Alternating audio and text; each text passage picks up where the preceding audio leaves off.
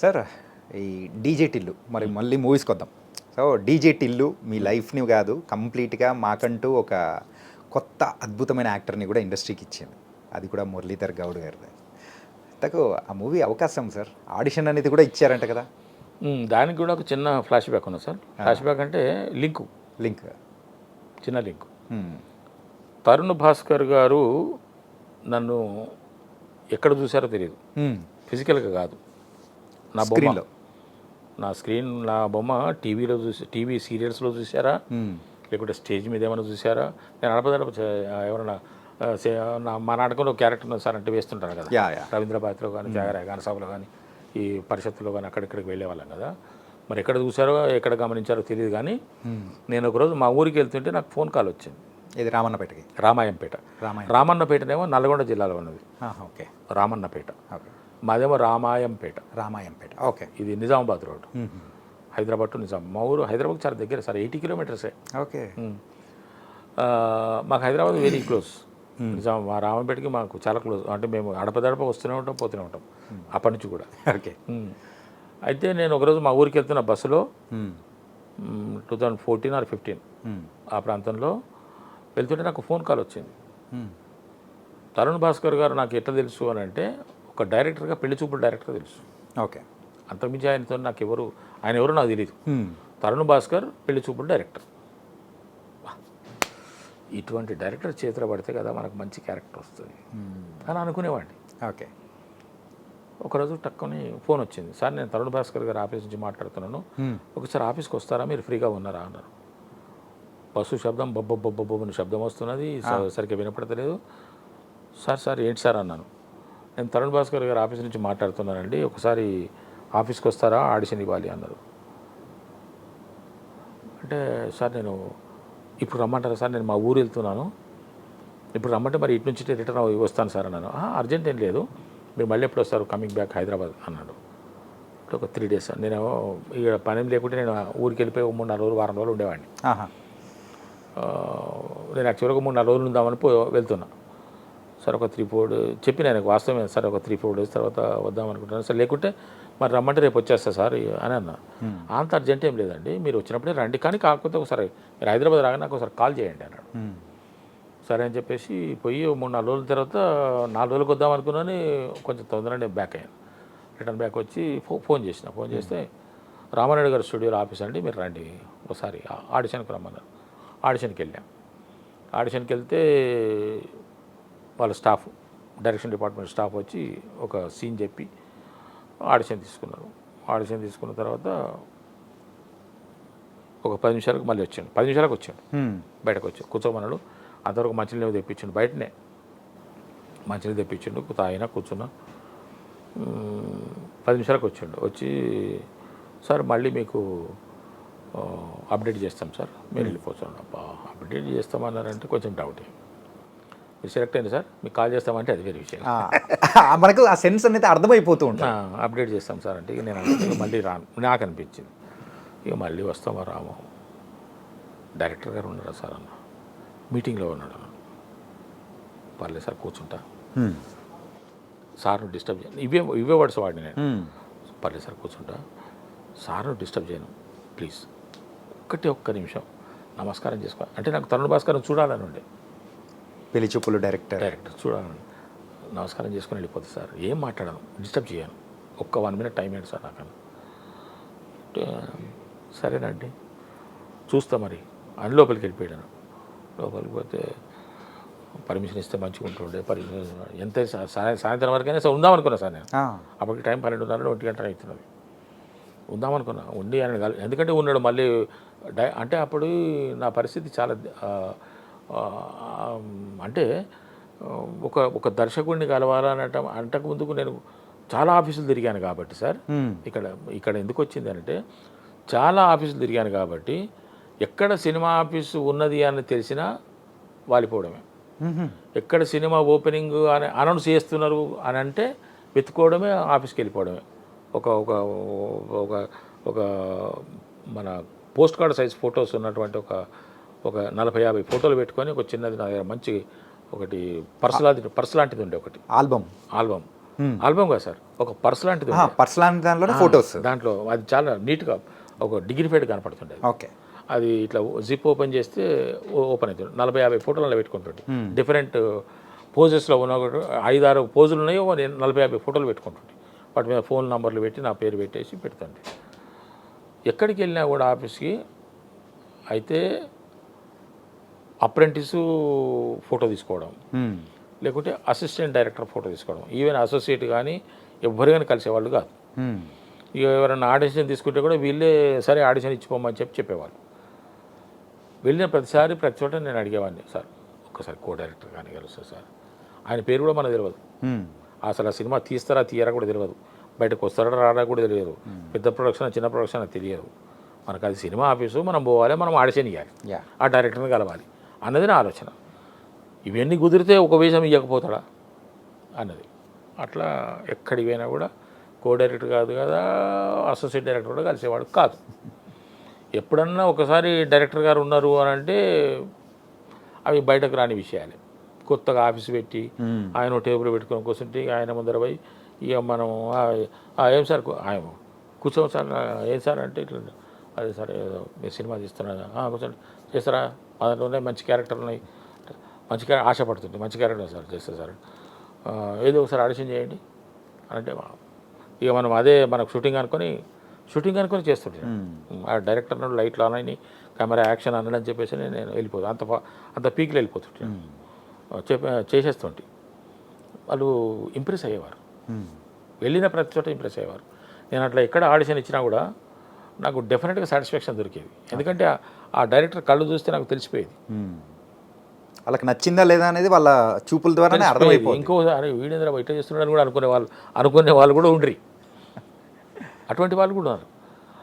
అటువంటి పరిస్థితిలో ఈ తరుణ్ భాస్కర్ ఇప్పుడు నేను ఇచ్చిపెట్టేది లేదా, నేను చూడకుండా పోయేది లేదని నేను అనుకొని ఇవన్నీ నేను అనుకుంటూ కూర్చున్నా. జస్ట్ ఒక 5 నిమిషాలు అయింది, బిక్కు అంటూ కూర్చున్నాను. నేను 5 నిమిషాలు అయింది, తరుణ్ భాస్కరే వచ్చాడు. ఆయనే వచ్చిండు.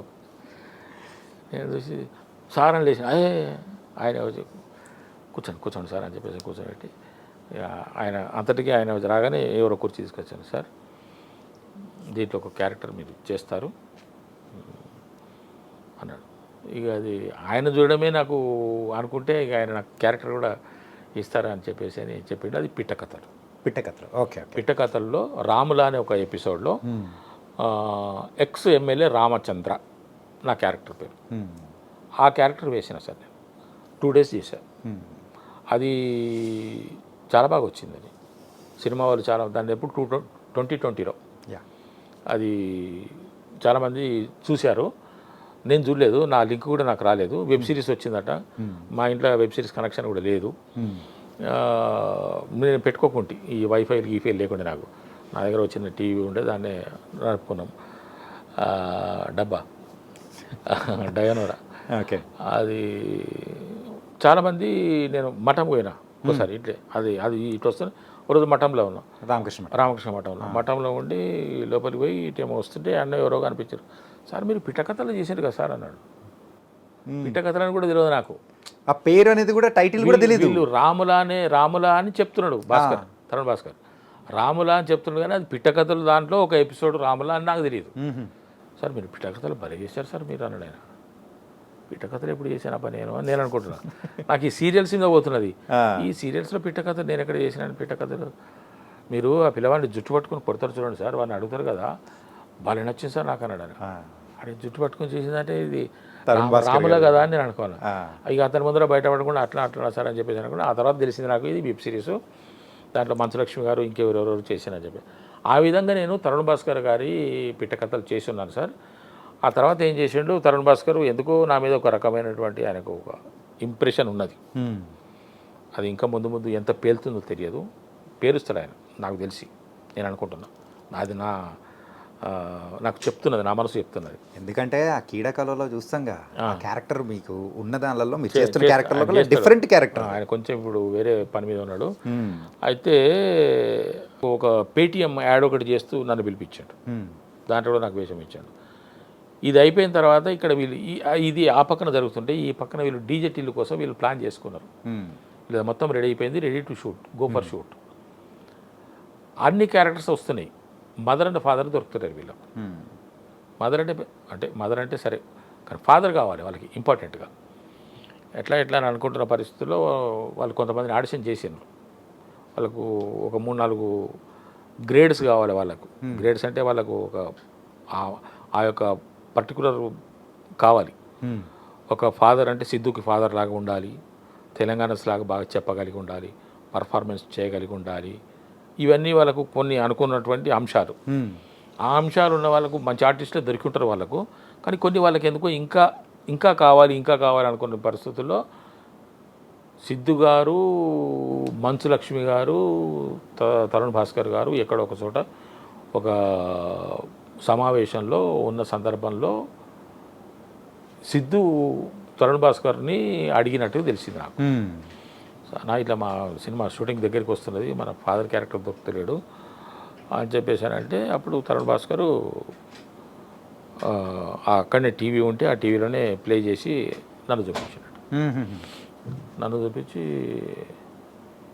చూడు అంటే చూసి ఎట్లుంటాడు అని అడిగినట్టుండేమో, తీసుకోమని చెప్పినట్టుండే ఆయన. Hmm.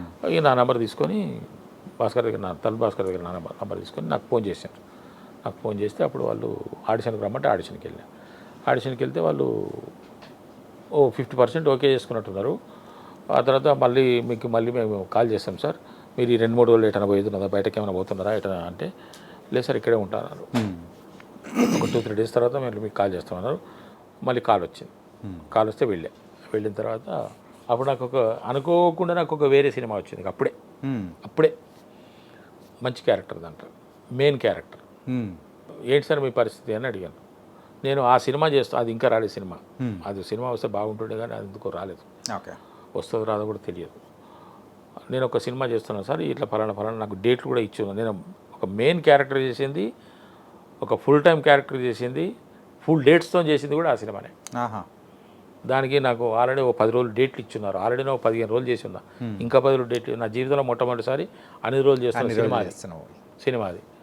ఇట్లా అరే మరి మన సినిమా కూడా అప్పుడే, ఈ సినిమా కూడా మీరు ఓకే అయితే 50 డేట్లు వస్తాయి అన్నారు. నేను దానికే ఇంపార్టెన్స్ ఇచ్చిన. ఎందుకంటే అది ఆల్రెడీ చేస్తున్నాను నేను, దాని సంగతి నాకు తెలుస్తున్నది. అది నాకు చాలనుకుంటున్నాను నేను. ఇది బయటకు వస్తే నా సంగతి, నాకు ఇక సినిమాల్లో అవకాశాలు వస్తాయనే అభిప్రాయంలో నేనున్నా. ఓకే. నాకు ఇది పెద్దగా అనిపించలేదు. ఇంకా వీళ్ళు మొదలుపెట్టలేదు, ఆ క్యారెక్టర్ ఏదో మనకు తెలియదు, ఎన్ని రోజులు వస్తాయో తెలియదు, వీళ్ళు ఎంత ఇస్తారో తెలియదు, ఇవన్నీ ఉంటాయి కదా మన కాలేజ్. అంటే నాకు ఆల్రెడీ ఆ డేట్లు ఉన్నాయి సార్, మరి మీది ఎప్పుడు అంటే, లేదు సార్ మనది కూడా అదే డేట్లు రావచ్చు మ్యాక్సిమం, మరి మీరు ఎట్లా అన్నాడు. నేను దానికి ఇంపార్టెన్స్ ఇస్తాను చెప్పాను. చెప్తే అప్పుడు ఒక అసోసియేట్ డైరెక్టర్ వచ్చారు, కాఫీ తెప్పించారు, కాఫీ తాగుతున్నా. అప్పుడు 2వ రూమ్లో తీసుకుపోయాను అనుకో, అంతకుముందు బయట కూర్చొని పెట్టాను, అప్పుడు 2వ రూమ్లో తీసుకుపోయాను. పెరిగింది. అప్పుడే అనిపించింది నాకు, అయితే క్యారెక్టర్ ఇచ్చినట్టున్నారు నాకని. అందరు వెళ్ళిపోయారు. ఒక ఆయన ఉన్నాడు, ఆయన చెప్పాడు, సార్ ఈ సినిమా మీరు వదులుకోకండి, ఆ సినిమాని మీరు మేనేజ్ చేసుకోండి, డేట్లు ఏమైనా తేడా వస్తాయి, బట్ దీనికి ఇంపార్టెన్స్ ఇవ్వండి, ఇది మీకు మంచి టర్నింగ్ వస్తుంది చూసుకోండి అన్నట్టుగానే దాని దీనికి అడ్జస్ట్ చేసుకున్నాం.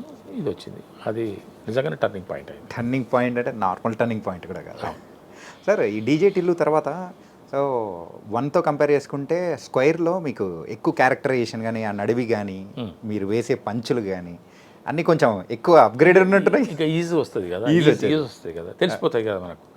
ఫస్ట్ దాంట్లో అంటే మనకు అదే, ఆయన సిద్ధి ఎవరో మనకు తెలియదు, ఆ డైరెక్టర్ తెలియదు, ఎవరు తెలియదు. ఆ తర్వాత మనం సెకండ్కి వచ్చేటప్పటికి అది ఫస్ట్ బాగా హిట్ అయిందన్న సంగతి తెలుసు, దీన్ని ఇంకా కొంచెం ఇంప్రూవైజ్ చేయాలి, ఇక అంతవరకు కొంచెం నార్మల్ అయిపోతుంది కదా, కాబట్టి ఇంకా కొంచెం ఈజీ ఎక్కువైపోయింది. సిద్ధు గారితో ఎలా ఉంది సార్? ఎవరైనా ఆర్టిస్టే సార్. అక్కడ రాగద్వేషాలు ఉండవు, అనుబంధాలు ఉండవు. అంటే ఫస్ట్ ఆఫ్ ఆల్ నేను ఉంచుకోను, నాకెవరు ఫ్రెండ్స్ ఉంటారు సార్, నేను ఎవరితో ఫ్రెండ్షిప్ చేయను. నేను కొంచెం కఠినంగా మాట్లాడతా. కఠినంగా అంటే వాస్తవం ఎప్పుడైనా కఠినంగానే ఉంటుంది, నిజం చాలా చేదుగా ఉంటుంది అని చెప్పేసి అంటారు కదా.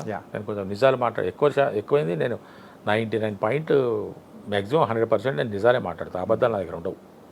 నేను అబద్ధాల జోలికి వెళ్ళను. అబద్ధం బ్రతుకు నాకు ఇష్టం ఉండదు. ఏదున్నా కూడా నిజంగానే ఉండాలి. కష్టమైన ఇబ్బంది అయినా నిజంగానే ఉండాలని చెప్పేసి భావించే వ్యక్తిని కాబట్టి నేను కొంచెం చూడటం కూడా నేను కొంచెం కఠినంగానే కనపడతా. కాబట్టి నాకెవరు దగ్గరగా ఉండరు, నేను ఎవరి దగ్గరికి పోను.